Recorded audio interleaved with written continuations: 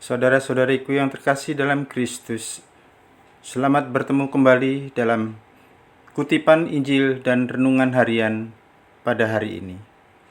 Salam sejahtera buat saudara-saudari semua dimanapun Anda berada. Damai dan sukacita oleh Roh Kudus melimpahi dalam hati dan kehidupan saudara-saudari semua. Amin.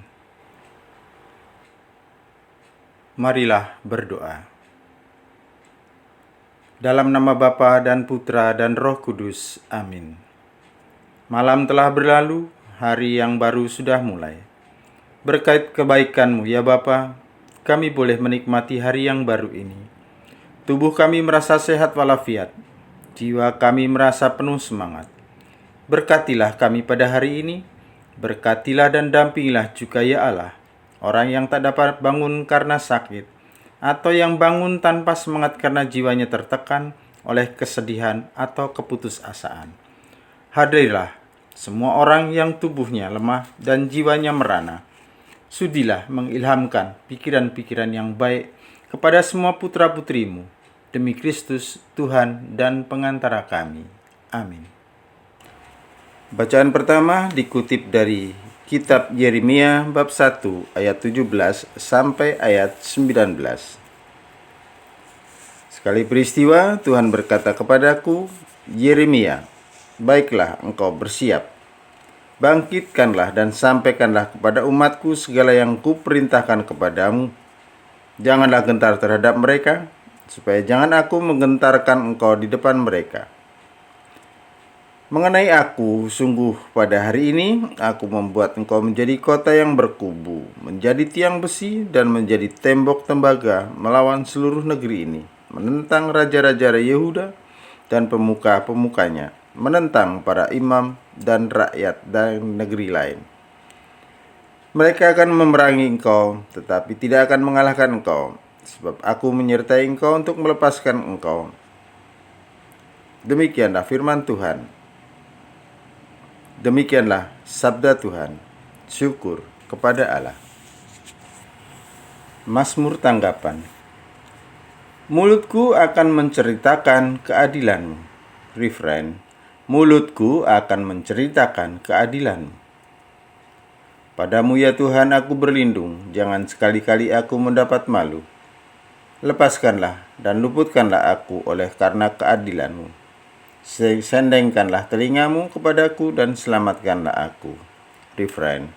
Mulutku akan menceritakan keadilan-Mu. Jadilah bagiku gunung batu tempat berteduh, kubu pertahanan untuk menyelamatkan diri, sebab Engkaulah bukit batu dan pertahananku. Ya Allah, luputkanlah aku dari tangan orang fasik.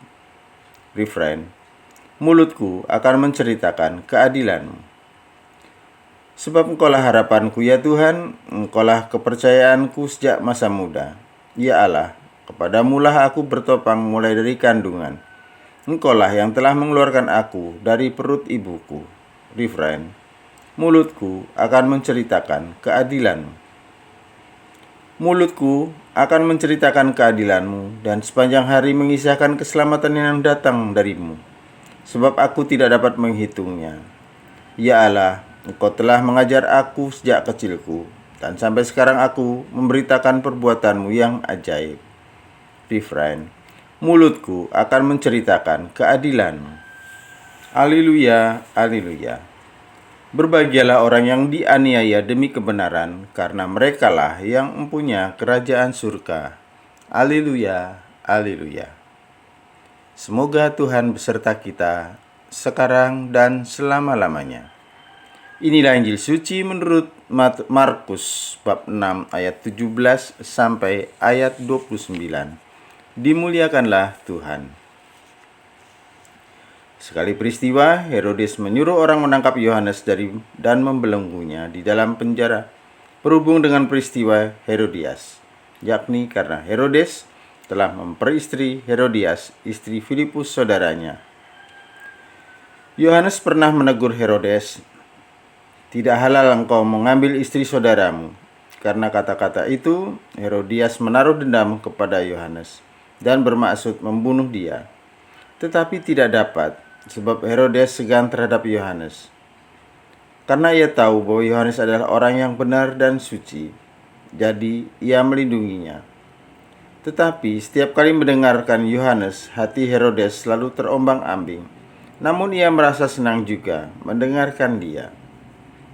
Akhirnya tiba juga kesempatan yang baik bagi Herodias, yakni ketika Herodes pada hari ulang tahunnya mengadakan perjamuan untuk pembesar-pembesar, para perwira dan orang-orang terkemuka di Galilea.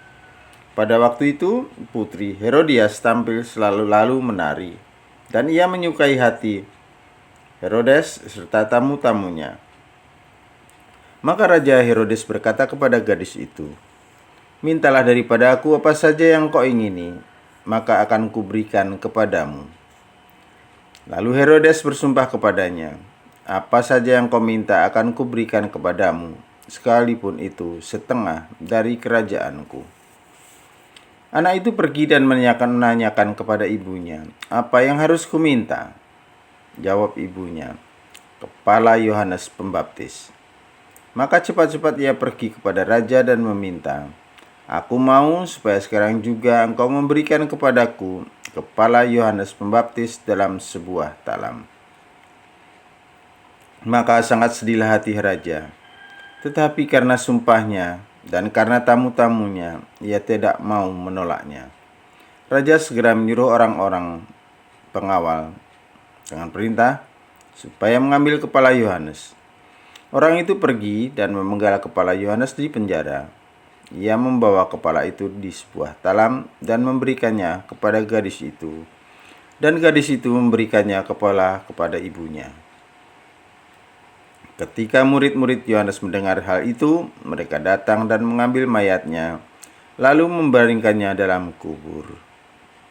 Demikianlah sabda Tuhan. Terpujilah Kristus. Saudara-saudari yang terkasih dalam Kristus, apakah saudara-saudari pernah dendam pada seseorang? Atau malah menyimpan dendam sampai sekarang?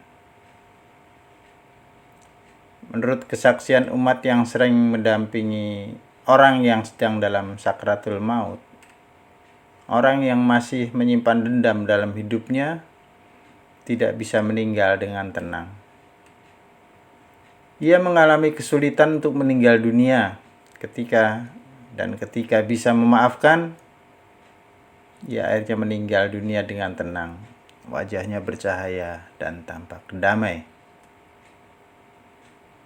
Secara fisiologis, banyak studi menunjukkan bahwa menyimpan dendam serta senantiasa berperasaan negatif akan berakibat buruk bagi kesehatan mental. Dalam suatu penelitian, banyak orang-orang yang mengaku memiliki dendam selama bertahun-tahun akan mengalami peningkatan risiko beberapa masalah kesehatan, termasuk penyakit jantung, hipertensi, MAH, sakit punggung, sakit kepala, dan lain sebagainya. Saudara-saudariku yang terkasih, bacaan Injil pada hari ini, pada hari peringatan wajib wafatnya Santo Yohanes Pembaptis, mengisahkan dendam yang dialami Herodias pada Yohanes Pembaptis. Diungkapkan Herodias menaruh dendam pada Yohanes dan bermaksud untuk membunuh dia, tapi tidak dapat. Kita tahu Herodias adalah istri dari Filipus yang kemudian diambil oleh Raja Herodes menjadi istrinya. Padahal Filipus adalah saudaranya, Raja Herodes sendiri. Ora ilok ya, sungguh perbuatan yang enggak etis.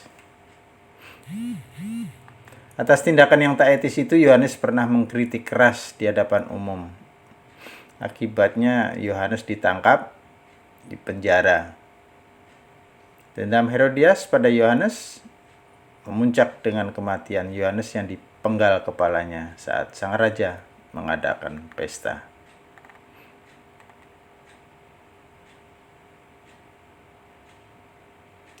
Saudara-saudariku yang terkasih, jujur memang tak mudah untuk menerima kritik tak mudah mengasihi dan memaafkan orang yang sudah mengkritik dan mempermalukan kita di depan umum. Pengalaman itu tentu tidak mengenakan. Kita berharap untuk tidak mengalaminya. Namun kadangkala Tuhan mengizinkan hal itu terjadi dalam kehidupan kita. Dari pengalaman seperti itu, kita sebagai orang beriman diharapkan dapat tumbuh dalam kasih, yaitu untuk tidak membalas kemarahan dengan kemarahan, kritik dengan kritik. Ketika dikritik, kita tidak perlu menyimpan dendam. Sebagai orang yang dewasa, kita perlu berterima kasih atas kritikan yang ada demi kebaikan kita.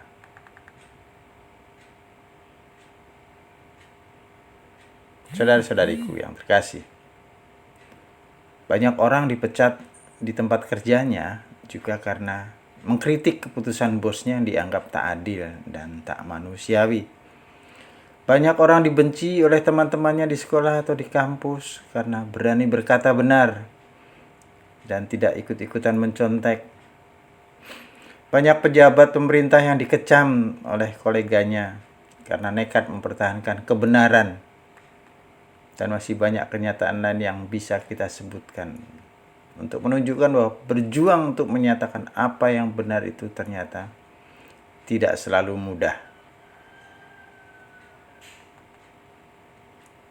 Mungkin di antara kita ada banyak orang yang kurang berani mengatakan kebenaran. Supaya orang lain tidak sakit hati, kita memilih membiarkan hal-hal yang tidak benar. Supaya hubungan tetap nyaman, kita memilih diam dan tidak mencampuri keputusan dan perbuatan orang lain yang salah.